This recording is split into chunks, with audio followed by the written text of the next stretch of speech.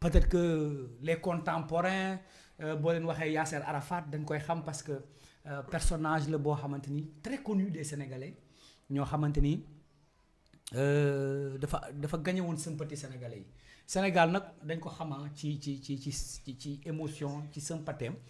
ba nga xamante ni lépp loo xamante ni aju na ci luy toroxal doomi aadama ñun dafay sensible ci ñun. rawatina bu ñu amee ay connotations yi nga xamante ni moom lañ am ak moom des connotations religieuses. n'oublions pas que foofu dafa nekk benn territoire boo xamante ni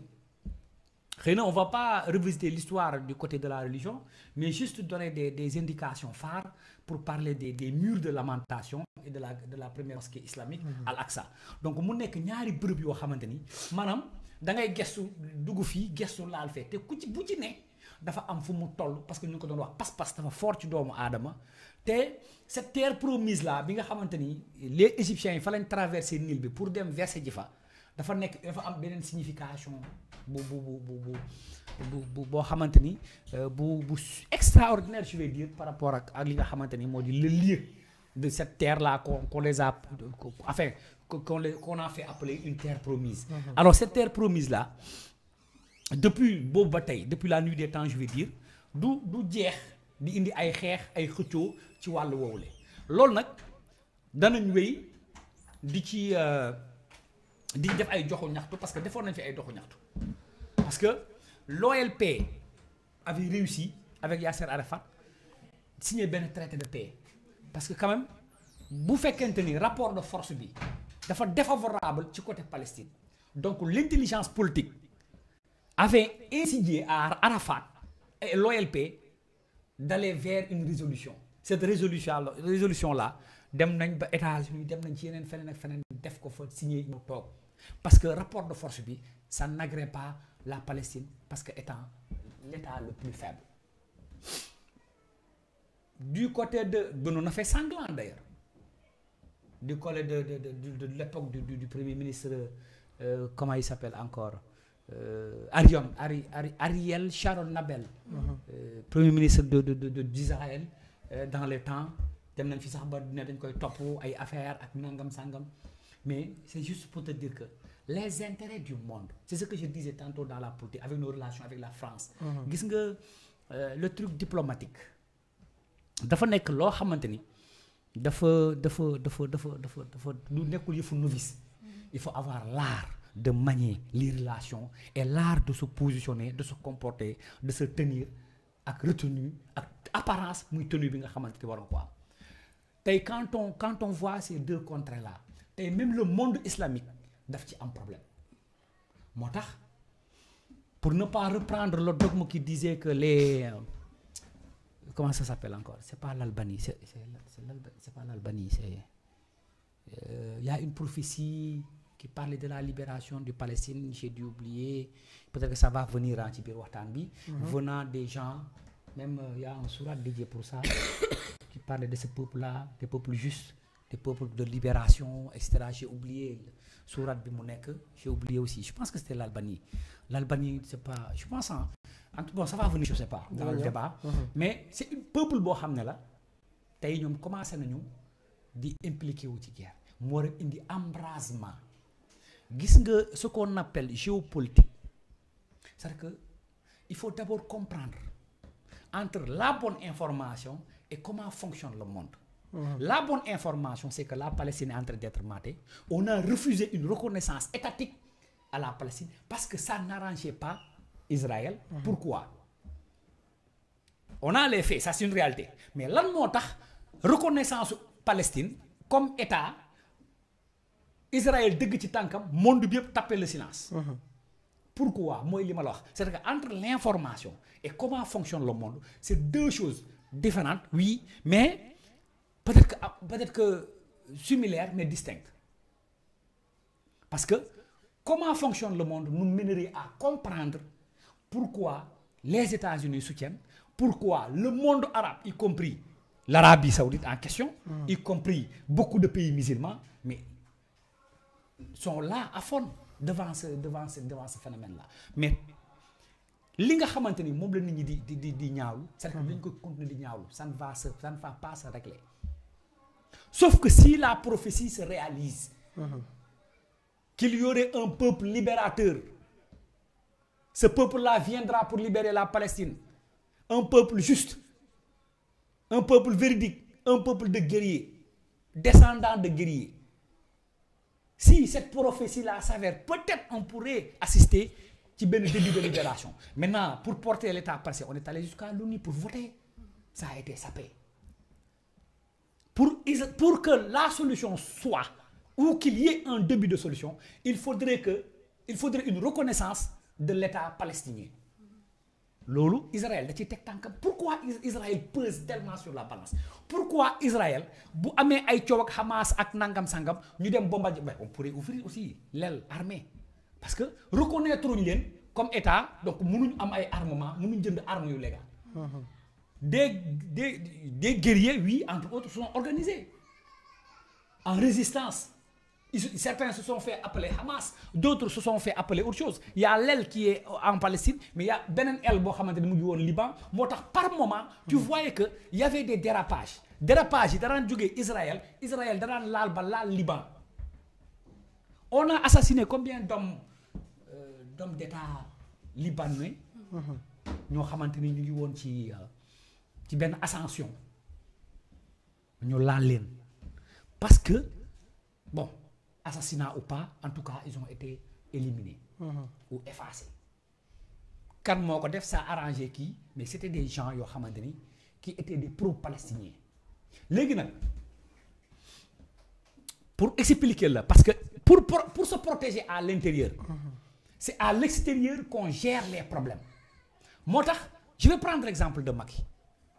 un stratège de la géopolitique. Gis nga corridor bi jógee Mauritanie jaar Burkina wàcc Mali wàcc Guinée ñëw biir Gambie. C'est-à-dire que quand il a compris qu'il fallait régler ça bii Cheikh Yérim naan Macky jamono ñu toll dafa téye lu ñuy wax état da ko téye mu ngi koy doog a maanaam ngay exercer wu ci dara ba mujj gi mu nekk sa yëf maanaam li booy naan yaa ko fa am Macky da ko fa mujjee am parce que dafa Mauritanie dafa am benn corridor boo xamante ni tey avec le combat avec le terrorisme Polisario jël noonu dafa am benn nord boo xamante ni le nord Mali Tombouctou naar yi foofu noonu dafa am benn tribu boo xam ne wala dafa am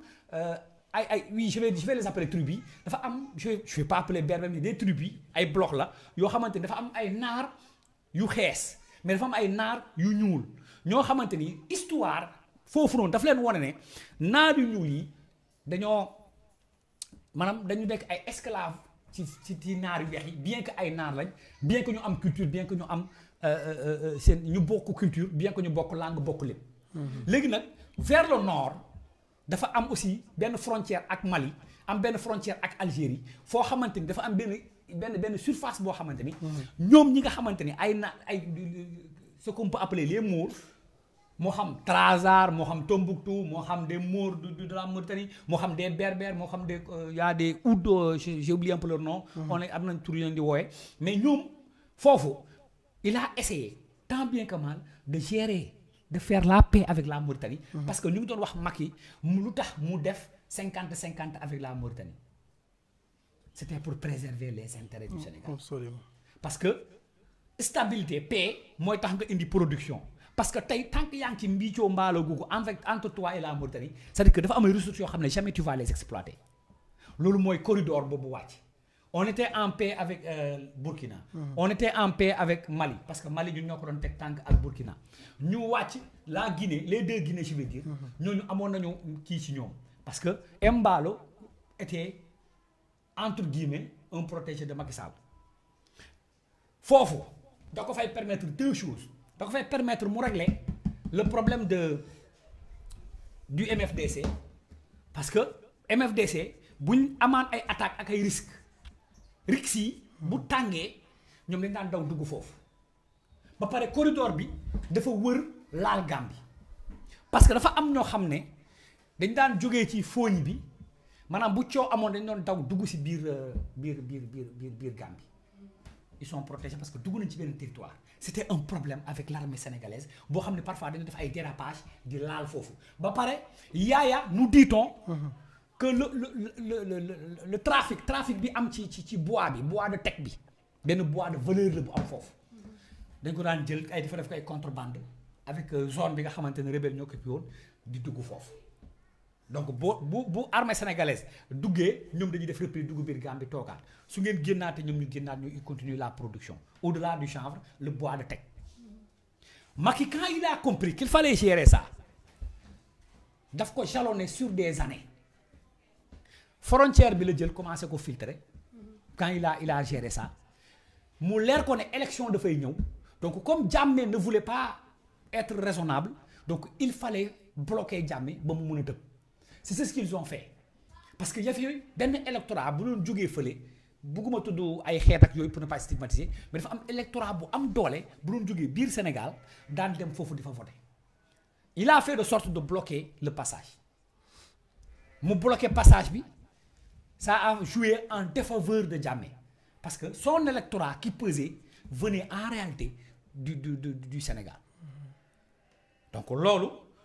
bi mu ko bloqué fekk na Jammeh amatul mu ña perte les élections mu bugg faa siisu mu activer la CEDEAO CEDEAO bi ñu ko activer principalement bu fekkente ne am na ñeneen composants yoo xamante ne indi woon nañu ay militaires bëriwuñu Sénégal mu fa amoon li ëppoon ci ay armement wala boog ci ay am de troupe c'était il fallait pour avoir la paix c'est-à-dire qu'il fallait que Jammeh coopère mais puisque Jammeh ne coopère pas donc on va pas utiliser la force mais par des recours et des voies démocratiques et des ruses bloquer frontière Sénégal bi nga xamante ni danañ ko tàllal sur 1 an 2 ans avant les élections ñu gagné loo perte loo élections yi parce que ils ont Macky a pesé sur l'élection les élections de la Gambie pour cette transition là bloqué boobu mu def tax na Jammeh perte électorale mais bi waa ji Cissokho mobiliser na armée moom mu jiitu pour aller faire face à Jammeh bi mu amee comment ça s'appelle encore en Burkina la CEDEAO ne s'était pas mobilisée bi mu amee Mali la CEDEAO ne s'est pas mobilisée parce que intérêt yi mooy li ñuy wax les pays n'ont pas d'amis n'ont que des intérêts intérêt yi boo ko tegee ci balance bi jarul ngay sacrifier ay hommes mais ñun ak Gambie c'est que dañu amoon ay il est dans notre ventre la Gambie donc problème ñu lay indil il fallait régler ça de façon démocratique pour qu'il parte mais s'il refuse c'était l'armée sénégalaise qui était au devant comme zone 5 en tête pour faire face on a enlevé Jammeh bi ñu ko yëkkatee ci la pont bi nga xamante ni négocié nañ ko ak Jammeh pendant des années et qui refusait et qui s'entêtait ci la pont bi taxaw aujourd'hui ça a fait quoi désenclavement de la Casamance donc yii muy étouffé fexe ba ki ko comment il s'appelle encore ki ko arrangé wul Guinée ñu fexe ko wàcc di xeex loolu ba loolu taxaw loolu nag c'est le même schéma que j'ai voulu donner en exemple par rapport ak la Palestine li ko wër muy li ko maanaam principal protagoniste am mooy Israël dafa peser ci balance u adduna bi peser googu mu peser mooy tax nit ñi bu ñu paree tranché non qu'est-ce que la Palestine a à offrir sur la balance amu ko moo tax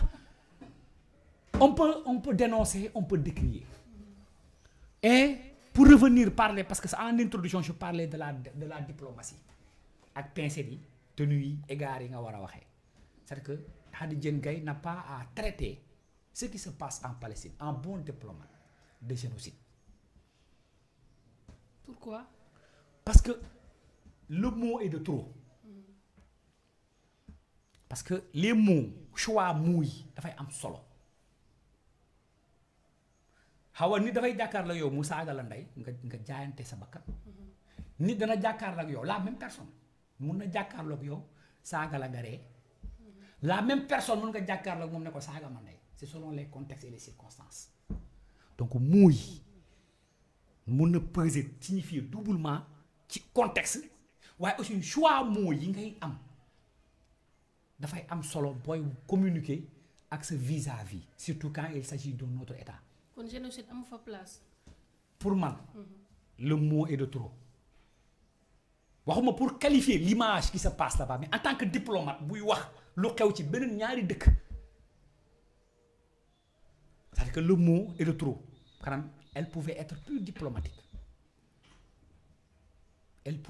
Ça pouvait être plus diplomatique. Mais quand les drones ont traversé les frontières pour aller tuer des Israéliens, quand des attentats se prospèrent tous les jours pour tuer des Israéliens, c'est pas des génocides. Si. D'aucuns diront, oui, c'est des gens faibles, ils n'ont pas le poids, c'est leur seule solution d'aller faire, mais en tout cas, perte humaine égale perte humaine. Dans le contexte qu'on est, perte humaine, moi, perte de vies humaines. Donc, quand vous avez c'est-à-dire que moi, personne lambda, ordinaire, un Sénégalais, citoyen ordinaire, je peux qualifier l'État d'Israël de tout ce que je voudrais. Mais le diplomate ou quelqu'un qui exerce des fonctions publiques étatiques, c'est que buy wax par rapport ak yeneen dëkk dafa war a jël ay pincettes muy wax ci. D'accord. Je vais progresser un peu pour te donner l'exemple, ce qui s'est passé. Et tu penses que les États-Unis ne peuvent pas surveiller leurs frontières? Je pense que oui. Vous pensez que oui? Comment ça se fait-il que mbokk jaaw yëpp jaar Nicaragua dugg facilement naasi gut fin? C'est une stratégie yu ñu teg la. Parce que